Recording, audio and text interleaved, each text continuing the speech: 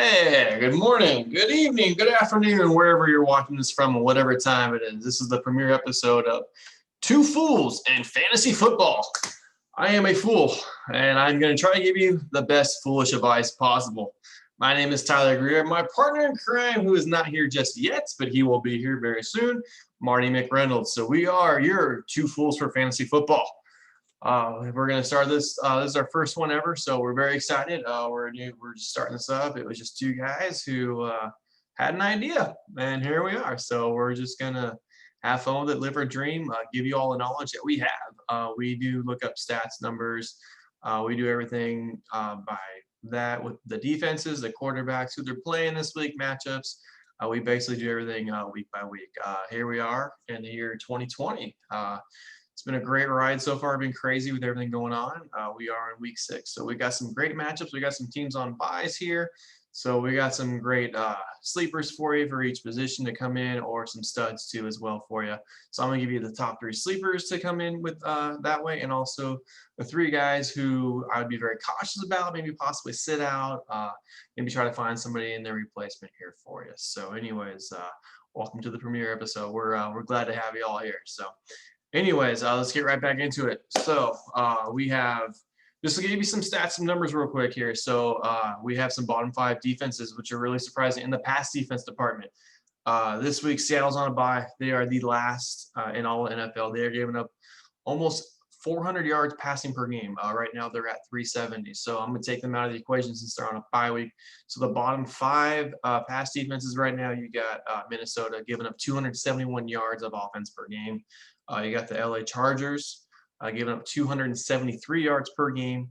Then next comes in Jacksonville. Duo! Good old 280 yards per game they're giving up over there, So that's a nice little chunk. Cleveland actually was kind of surprising me. I didn't think their pass defense was that bad, but they're giving up almost 300 yards a game at 296, which is a little bit shocking to me. I wasn't expecting to be that high, to be honest with you. And this week, the worst pass defense in the league is Atlanta, and they come in at a whopping 335. So, yeah. So if you got anybody against Atlanta, any receivers this week, play them, or quarterback, play them. That will roll into my 3 guys to play this week. So that's a nice little gift for you, a little preview, shall we say. The bottom 5 rushing defenses. This is a couple of them are shocking to me. I wasn't expecting this, but one of them on the list is KC, but I'll get to that one in a second. Dallas is bottom 5 with 156 yards per game they've been giving up. KC, like I was saying earlier, they're at 157 yards per game they are giving up. Cincinnati is at 159 per game, which I don't think that surprises anybody. Their run defense has been pretty atrocious all year long. Houston was a little bit of surprise to me. Traditionally, you think J.J. Watt, you think they have a strong defense, strong front, but actually they're at 160 this year. They are the second worst in the league, and worst in the league, the Matt Patricia-led Lions. So the guy who came in, defensive guru from the Belichick tree, giving up 170 yards a game.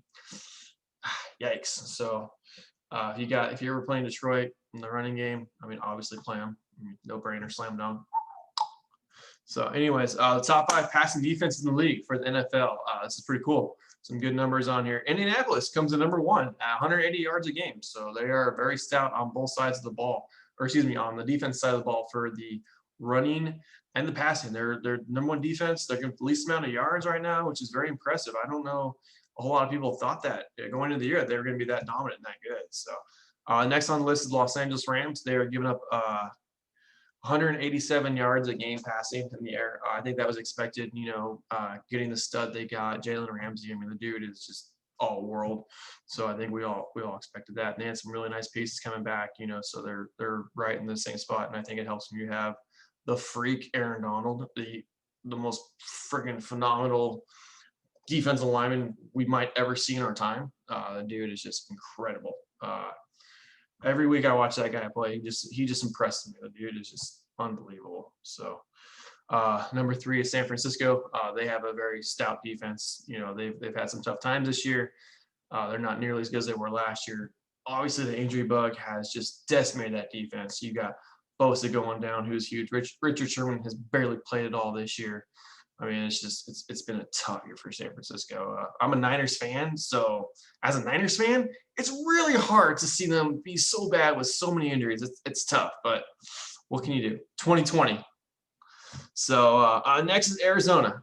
Arizona's pass defense. I didn't expect them honestly to be up here.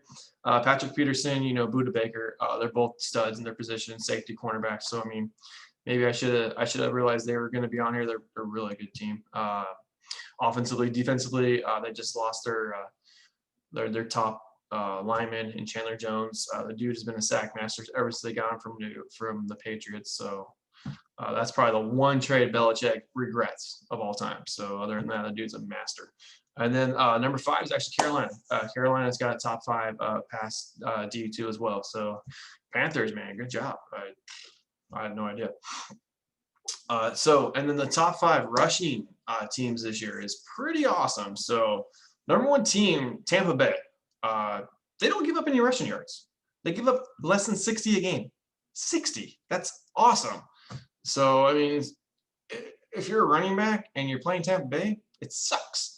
Their front 7, they don't allow you to get anywhere. So good luck. They come in at 59 yards. The second one is Pittsburgh. Pittsburgh's at 64 yards, and that was with so they're at 64 yards a game. So they're phenomenal. They're right up there with anybody else too as well. So if you got a running back against Pittsburgh playing against them this week, more than likely, I wouldn't play him in there, and even last week, Sanders had a great run against them, 73 yards, I believe, if I remember correctly, for the touchdown. And then other than that, he didn't do anything. So, other than that, Pittsburgh does not give up anything on the rushing game at all. By the way, great run, Miles. Good job, brother. I mean, 73 yards against Pittsburgh D. Good job, man. So another defense, that you don't run against is Indianapolis, which is not a shocker. They're number 1 and give them the least amount of yards this year so far. They give up around 86 yards per game on the ground, which is phenomenal. With that, and they're passing 180 in the air. I mean, it's 266 yards a game they're giving up. That's unheard of. That's very impressive. Great job, Indianapolis. Keep up the good work, guys. I think it'll be a very nice matchup whenever they play Tennessee with Derrick Henry with that stuff. That's gonna be a lot of fun to watch. Personally, I can't wait to watch that. So the next on the rushing attack, who just gives up a very, very few amount of yards, is Cleveland. Cleveland gives up 87 yards a game, which is kind of surprising. I didn't expect that, but they're very stout on the front 7, and then they do a great job. And it also helps when you have one of the biggest studs in the NFL by the name of Myles Garrett. He's phenomenal. So, he's a great guy to have on any team, and I'm sure anybody would take him. So great job, Cleveland. Good job. Keep it up. And then the last one's Baltimore. Baltimore's top 5, which is not much of a surprise. They got Calais Campbell, added Patrick Queen on this year. They got much better in the front 7. Calais Campbell, I know he's up there in age. I believe he's 32 or 33 this year. Got him from Jacksonville. The dude is a complete stud. There's no other way to put it. He's like 6'7", 290, 300 pounds. Dude, I mean, he's just incredible. There's no other way to put it. He's just a great add to them. Jacksonville's obviously rebuilding a little bit, or retooling, as some would say. They're basically rebuilding. They won't. That's what they're doing. So anyways, that was a great trade on both ends for what they were doing. Okay, awesome. So we are going to go into the quarterbacks who are sleepers this week, possibly, but who I would play. I got three for you that I think will be a great place for everybody in fantasy football land. If you want to do them, if you want to take my advice, great. You'll probably win this week. If you don't take my advice, you'll probably lose. It's kind of a no-brainer, put it like that. Number 1, Matt Ryan, Arizona. They are playing Minnesota. Matt Ryan for Atlanta. They are playing Minnesota. The Vikings are not that great defensively in the backfield. I would take Matt Ryan this week. Minnesota's giving up 271 yards passing per game. I would take Matt Ryan this week. He obviously has a bona fide stud in Calvin Ridley. He is playing at a top level. He is phenomenal. Plain and simple. Calvin Ridley, if you got him, he's a plug-and-forget type of guy. I expect him to score at least 1 touchdown this week too against the Vikings defense. Just in case you're a Calvin Ridley owner like me, you're very excited this week, to be honest with you. So Matt Ryan, play him. I look for him to get a couple touchdowns this week, maybe even 3. I don't want to get too carried away. I know he's had some bad weeks. Calvin Ridley definitely is going to get a touchdown this week. Hayden Hurst going to get a touchdown this week. And then if Julio Jones plays, which I hope he does, we're missing out on great talent since he's injured. I know he's iffy, but if he does play, I expect Julio to not be full Julio, but he'll probably get you 8 or 9 catches if he plays this week because, I mean, he's Julio Jones. I mean, what can you do? The dude's just some talent. Next quarterback I would look at is Matt Stafford for Detroit. They play Jacksonville this week. It's a great matchup for him. Having Marvin Jones on one side and Kenny Galladay on the other side, it's a great matchup for them. I know they like to run the rock a little bit too, but I think Matt Stafford, this is the week that he breaks out if he's going to break out. I think this week he's going to go out. He's going to have 300 yards, at least 2 touchdowns, maybe 3 touchdowns against Jacksonville. That's going to be a high-scoring game. It really is. Jacksonville likes to throw the ball. Detroit likes to throw the ball. Obviously, we know Matt Patricia can't play the word defense. He obviously, I don't know what he's doing there. So, but yeah, it's going to be a high-scoring game. It's going to be awesome. It's, if everybody you got in that game, just play them. It's going to be.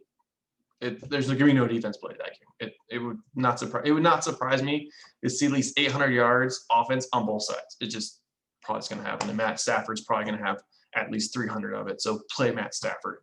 My third quarterback this week to play, Kirk Cousins. Everybody and their mother, I'm sure, is saying play Kirk Cousins, play Kirk Cousins, play Kirk Cousins. They're not wrong. Play Kirk Cousins. They're playing Atlanta. Atlanta just gives up 335 yards passing the game. 335. That's crazy. I mean, dude, I might be able to get 2 yards against them. I'm just saying. I'm slow and old. And I suck at football. So there you go. So anyways, play Kirk Cousins. He's got 2 studs on the outside with Adam Thielen and Jefferson. Jefferson, play him this week. He rolls into one of my wide receivers who I would start this week. No doubt, slam dunk, put him in. But I'll get to him in a little bit. So my 3 quarterbacks that I would not play this week under any circumstances whatsoever, I would tell them take the week off. I give them a Hawaii shirt. I give a ticket to Maui. Say, here you go. See you in a week, maybe 2. We'll see what the schedule looks like next week.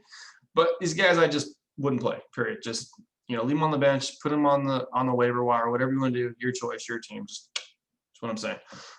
Baker Mayfield, he plays the Steelers this week. Tough matchup. Steelers have a great defense. Ever since they got Fitzpatrick from Miami last year in the deal, Mika's taking that defense to a whole other level. The Browns, Odell Beckham just went home sick. They don't know if it's COVID. They don't know if it's the flu. But now, being so close to Sunday, less than 72 hours away, or right at that border, that would be a huge concern to me. On top of everything else, I wouldn't play Baker Mayfield this week. But with having Odell Beckham Jr. Not in the lineup possibly, or maybe in the lineup, but not 100%. Yeah, that's an easy call. Baker, man, go get your Hawaiian shirt, bro. Take the week off. Go fly. Take a Maui. You're off the team. You're on my bench. Peace. Next guy, Joe Burrow. I know everybody's really high on Joe Burrow. Joe Burrow is a phenomenal rookie. He's had a great year. He's been everything advertised and more. Came out of LSU. Unfortunately, the Cincinnati, they're still working on some stuff. He's got some great pieces around him with Joe Mixon. AJ Green will hopefully pick up, but we're not too sure about him. They got a great wide receiver in Tyler Boyd, and also the rookie T. Higgins, who's up and coming. He's getting more looks every week. If T. Higgins is available in your league, grab him. Grab him now. He's in number 2. AJ's not their number 2. So that's where they're going. That's where Joe Burrow likes to go. He's got a good rapport. T. Higgins. They're getting better every week. If he's available, I'm thinking about picking up him in my league right now. So we'll see. It's just something I'm thinking about, kind of going back and forth with. But I think at the end of the day, I might pick him up real soon. So, anyways, if he's available, grab him. Joe Burrow this week, he plays the Colts. Sit him, tell him to chill out, tell him to relax, tell him to go to rookie camp. I don't know what they do at rookie camp, but just tell him to go there. I don't know. So, but yeah, I would just leave him on there, leave him on the street. Let him hang out, let him do what Joe Burrow likes to do. Maybe have a nice cigar, or something. Just let him do his thing. The next guy who I wouldn't start this week is Teddy Bridgewater. Teddy Two Gloves. So last week, Teddy won a lot of people some games. So Teddy, thank you for that. If you had him, if you picked him up this week, I would just tell him to just chill, just lie on the bench, relax, kick back. Maybe take a spot next to Christian McCaffrey. Maybe talk some shop when he comes back. Maybe some plays for him. That kind of thing. But this week, Teddy Bridgewater, he plays the Bears. The Bears have a very nice defense, very nice secondary. They might have the best two cornerbacks in the league on both sides. So they got a pretty nice tandem there. They got a nice front seven. Obviously, we all know who the big 5-2 is, Mr. Mack. So he's going to be blown by Carolina this week, just like he did last week against the Buccaneers. So Teddy B, you're awesome, bro. You're a top 15 quarterback. You're going to be great, the rest of the year. But this week, man, I'm sorry, bro. I got to put you off to the side. I got to let you hang out, man. Take a week off, Nothing personal. Just got to do what you got to do. So, all right, now we're going to go to the running backs. 3 running back plays that I really like this week. Number one is, Robinson for Jacksonville. If you got him, play him. Obviously, Detroit is the worst run defense in all the league. And I know Jacksonville isn't the best running team, but, man, if you got him, play him. I would expect at least 100 yards, easy. Maybe 120. I expect a touchdown on the ground. Like I said, it's going to be a huge game. They're going to line it up. They're going to pass. They're going to throw. They're going to run all day. It's just going to be a huge offensive game. These guys are going to throw fireworks out there. Some Duval. It's gonna be a foot race all day. The next guy I would look at would be Taylor for Indianapolis. He hasn't been the greatest that we've seen so far, but he's really nice. He's going to play a lot against Cincinnati this week. Cincinnati gives up the 3rd most ground yards per game, and so that's going to be right up his alley. The Colts are going to pound the ball this week. Their offense on the passing side isn't that impressive. I know they got Phillip Rivers. I know they've been injured. I know T.Y. Hilton hasn't been that great. I know Mo Alley Cox is kind of hit or miss. They got Burton back, who's I'm not really a big fan of him, honestly. He's okay, and then he gets injured, then he's okay. Like, I don't know. He's not consistent at all. But Jonathan Taylor this week for Indianapolis, play him if you got him. I got him on my team. I'm going to play him. I have no fear. I mean, I personally hope he gets over 100 yards, but I expect him to get over 100 yards this week. I expect him actually get 2 touchdowns. I'm going to go on a limb. I'm going to say 2 touchdowns, 100 yards.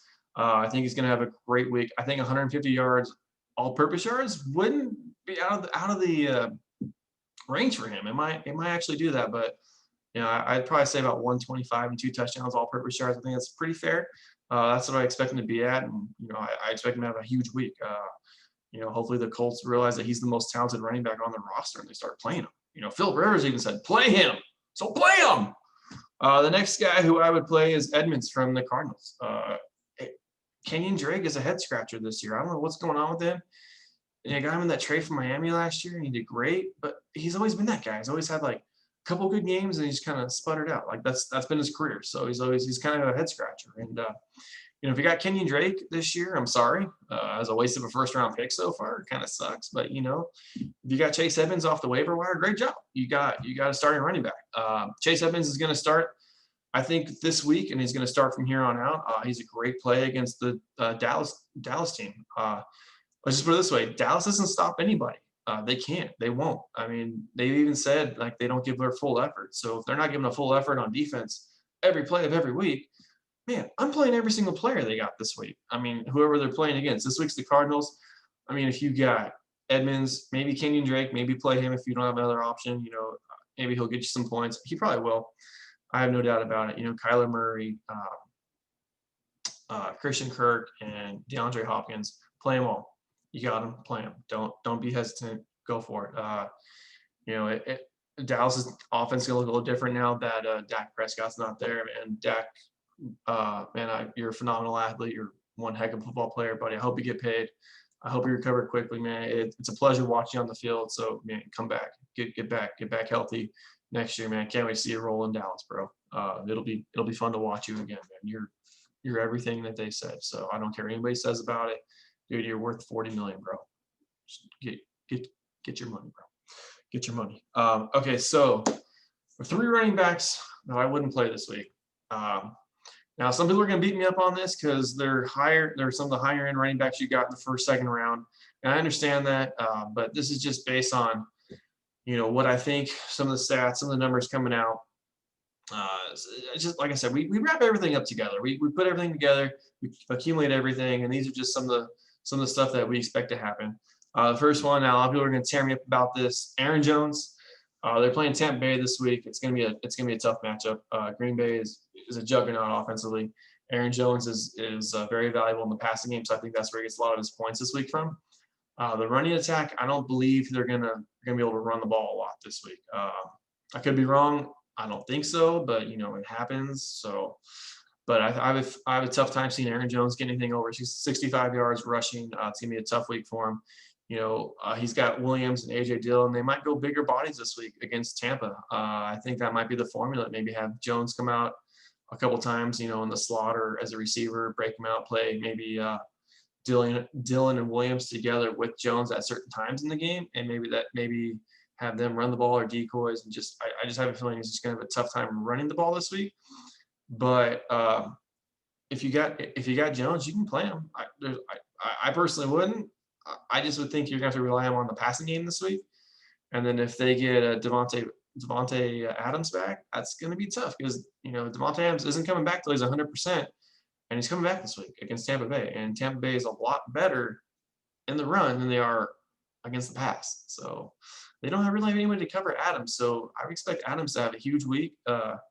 Jones, I'm a little iffy on him. I wouldn't play Aaron Jones this week. That's just me though. So, but if you don't have another choice, I know bye weeks are happening with Seattle and some other stuff.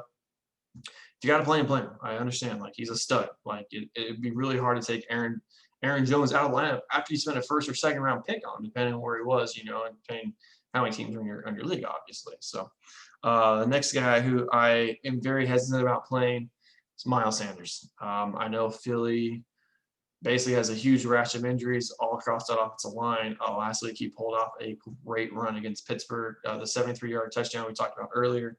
Other than that, he didn't have anything. They play Baltimore this week.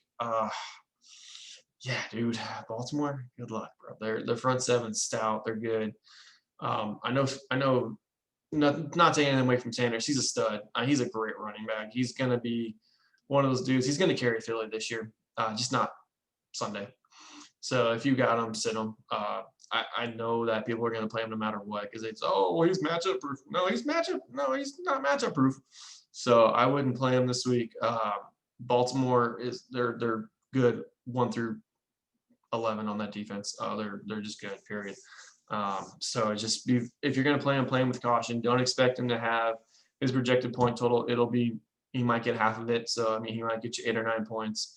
He might get you 10 points, but I wouldn't go any more over that. So I would have a hard time playing him. If you got a Chase Edmonds or somebody else on your bench or somebody else you can pick up, definitely do it if you can. Depending on what you have, of course. Another guy who I'd be very hesitant to play this week would be Joe Mixon, Cincinnati Bengals. Honestly, I'm hesitant to play every Bengal this week. I wouldn't play any of them against the Colts. The only one I don't even know if I might consider this would be T. Higgins. I don't even know if I considered playing Tyler Boyd. Just to be honest with you, like that might be the only guy I would consider. I think T. Higgins probably have the best week for the Bengals this week if I had to pick one. But yeah, I wouldn't play Joe Mixon. It's gonna be a tough go against the run, tough go against the pass. The Colts only giving up 266 yards a game or 260. I can't remember what I said. I'm sorry, 266. I believe was the correct answer. Yeah, it is 266 now. I'm looking at it. Yeah, just Joe Mixon, man. Don't play him. Plain and simple. Joe Mixon's he's had one great week, and all the rest have been stuttering or putting along. I don't know. I'm just not I want somebody consistent. I don't want somebody who hits hard and hits soft. I just want to have some guys that are consistent. Now for my receivers, I already kind of gave one away with Justin Jefferson, Minnesota. They play Atlanta. I mean, it's a no-brainer. Kirk Cousins is going to get over 300 yards. Jefferson's going to get his. He's going to have a seat at the table. He's going to eat. He's going to feast. He's going to do whatever you want. He's going to be King Jefferson this week. So if you got him, play him. No fear, no hesitation. He's going to be – I'd probably say he's going to be at least a top 20 receiver this week. That's just my opinion. And I would just play him. I would have no hesitation. That offense is going to click on all cylinders this week, especially not having Dalvin Cook. So that means there's going to be more passes to go along to the offense, to the wide receivers this week. Dalvin Cook is a pass monster, but he's out more than likely with this growing. So, hey, speedy recovery, Dalvin. Hope you come back here soon, brother. Next guy, I would take Chase Claypool, man. Don't even hesitate to lock him up, put him on there. Dude's a stud, plain and simple. The Steelers got Big Ben. He came back this week. He didn't come back to hand the ball off to Connor. He didn't. So you got Chase Claypool. He's going to be right up there. Deontay Johnson. Those are Ben's boys. Period. So yeah. So I mean, you got 1A and 1B. Take your pick. You got Deontay Johnson. You got Claypool. Play him. Deontay Johnson. I know he hurt his back last week, so he's a little iffy. But if he's in there, go for it. Juju. I'm a little hesitant on. Ben likes Juju. Juju is a great player in his own right. He's only 23 years old, still got lots of time to play in the NFL. But I'm not feeling it. I'm not feeling Juju like some other guys. I would take Claypool and Deontay Johnson. Juju, I think, is their third option now. And then also you got James Conner too as well. I don't think James Conner's going to take a lot of pass away from those guys. But yeah, Chase Claypool, play him. You're going to be very happy. He's going to get tons of yards. He's going to get another touchdown this week. He's going to crush it just like he did last week. Not as much, but he will get you some points. Not 42 like or whatever. He got 39, 42, depending on what league you're playing. Crazy. Freaking awesome. Anyways, and my last dude for the receivers who I would play this week, this guy is going to be a little surprising for some, but I think with the offense, the way they went last week, the way how they're a pass-heavy offense more than they need to be, is going to be Mecole Hardman for the Chiefs. Watkins is out. I think they're still kind of fluttering on their offense a little bit, trying to figure out how Clyde Edwards-Helaire fits into the offense. So I think Mecole Hardman will be good. I think they rely on Patrick too much. They rely on his arm too much. So hopefully they get a little more Helaire in this week. So, but we'll see how that all takes about. So, three receivers who I'd be very hesitant to play this week, or I wouldn't play this week. Number one is Robert Woods for the Rams. They do play San Francisco this week. San Francisco and the Rams, they always play, and they don't have high-scoring contests. They never do. So I expect this one to be the same, maybe 17-13, 21-17, something like that. I just don't think they're going to have a whole lot of offense. I think San Francisco's going to get up for this game. They got embarrassed last game, to say the least. That would be a nice understatement to say. They basically got fed a little humble pie, period, at their own stadium. So, I mean, against Ryan Fitzmagic and his wonderful, luscious beard and his Hawaiian shirt. Whew. So, anyways, that's going to stink. So, they're going to come out on fire. They're going to come out with their hair on fire. They're going to come out. They got something to prove. So, if you got Robert Woods, man, put him on the bench. Tell him to take a week off. Tell him to relax, kick back. Tell him to enjoy a spa in LA or go hobnob or whatever they do in Hollywood. Tell him to go do it. So, all right, the next guy I would be very hesitant about, and this is based on a matchup too, would be Cooper for Dallas. So, Amari Cooper. So, it's Amore. Bye, Amari. You're sitting on my bench, sir. Take care. Bye. But no, he's going to have Patrick Peterson all weekend against them, or all Sunday against them, whatever. I don't know how many days Patrick Peterson wants to work against them, but he only needs one. So, but yeah, he's probably just going to have Patrick Peterson all day against him. Patrick Peterson, good to great cornerback. He's tall, lanky. He's going to stop him. So I think this week, and having Andy Dalton back there and not having Dak is going to be a huge thing for Cooper. I think it's going to knock his fantasy value down a ton. I wasn't very high with Cooper to begin with this year. The reason why I think he's overachieving is because Dak was going to throw for like 8 gazillion yards before he got hurt. I mean, that's just the way that offense was going, because their defense can't stop anybody. Their defense is brutal. So, that's just how I think. That's just how I feel. And this week, Cooper, I would just have a wait and see attitude or approach on it. Or honestly, if you got him, I would trade him. I would try to trade him for somebody who would help you out. Maybe trade him. Maybe do a 1-for-2 trade. Maybe get Cooper. Maybe a lower tier receiver like Cooper Kupp.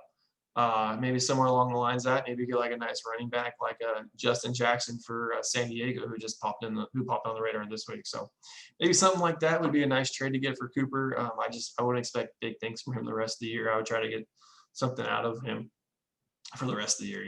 Only being week 6. We still got 10 more weeks to go for the fantasy football season. The last guy who I'd be hesitant to play, this kind of goes, and I already talked about a little bit, is Tyler Boyd. Like I said, I think T. Higgins got the best week this week.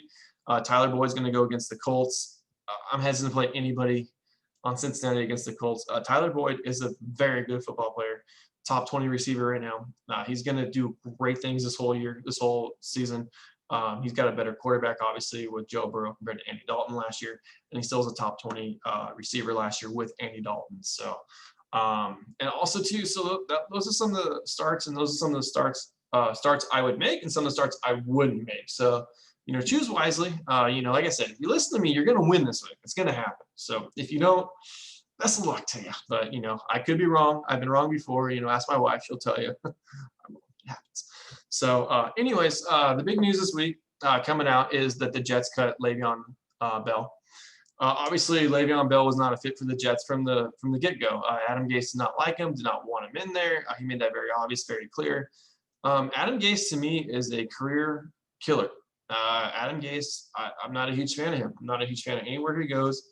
He killed everything in Miami, from Jarvis Landry, Devontae Parker, and now he's killing Le'Veon Bell. So, I have a hard time relating him as a coach because I just think that he does the opposite of what a coach should do, which is pump talent up, make them better.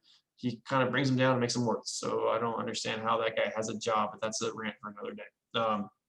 Anyways, the big news is Le'Veon Bell, he just signed with the Chiefs. So awesome signing, Chiefs. Congratulations. It's going to be interesting to see how him and Clyde Edwards-Helaire split everything. Obviously, for everybody in fantasy football, the story for Clyde Edwards-Helaire, LSU, 32nd pick overall, last pick in the first round by the Chiefs. Even Patrick Mahomes said, "Hey, how about that Clyde guy?" So, yeah, they got the right guy. That dude's freaking a stud. But it'll be interesting to see what they do. I think he's going to be more of a third down role type of guy. Bell, that is. I think Edwards-Helaire will still be the 1-2, and then I think Bell will be a 3. I think they'll bring in Bell for special packages. I think they'll bring him in to receive too, as well, to bring that other extra dynamic in. Bell he's a very very well-rounded receiver too, as well. He has wide receiver hands playing running back. He's had that for a long time. Now, what they're going to get out of Bell will be interesting.